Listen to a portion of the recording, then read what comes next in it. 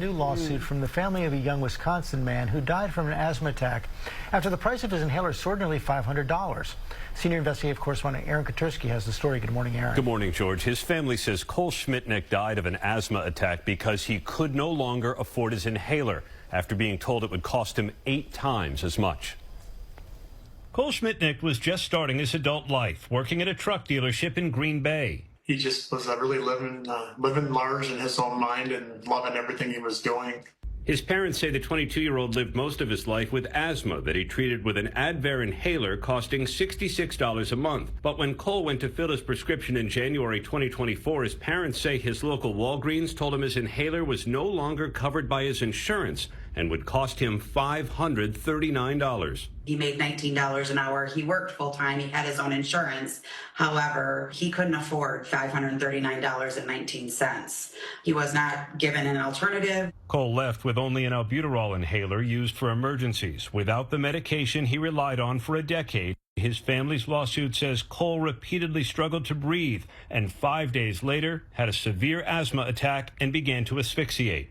Walking into that ICU and seeing him like that, there's no way to prepare a parent for that. The family's lawsuit says he never regained consciousness and several days later was pronounced dead. His family saying Cole was forced to choose rent over his medicine. They're now suing for negligence, arguing Optum Rx, a subsidiary of United Health Group, should have given Cole advance notice, and Walgreens should have contacted Cole's doctor or offered him a more affordable workaround. We'd like to see them change their policies and practices internally to avoid this. Walgreens said due to pending litigation, we are not commenting. Optum Rx said Cole's case was handled consistent with industry practice and the patient's insurance plan design.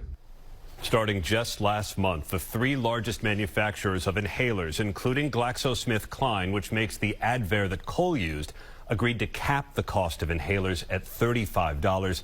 Sadly, though, guys, that's too late. So it won't happen with inhalers anymore, but what if it happens with some kind of other device? We talked to experts in our medical unit about this, George, and they said talk to your provider to see if there's an alternative. Check online for a discounted site. There are a number of apps that will do that.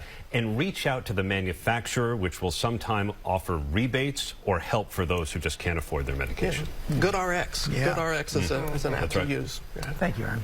Is it sad that you got to choose between paying for an inhaler that could save your life or pay for your rent? But as I said here on the news, you got some alternatives here that this week can do. Speak with a provider about alternatives, but he didn't know that. People should be more clear about that. That could have saved his life. Check apps for discounted options. I think GoodRx is one of them. But once again, unless they tell him about it, he will not know. He will not know.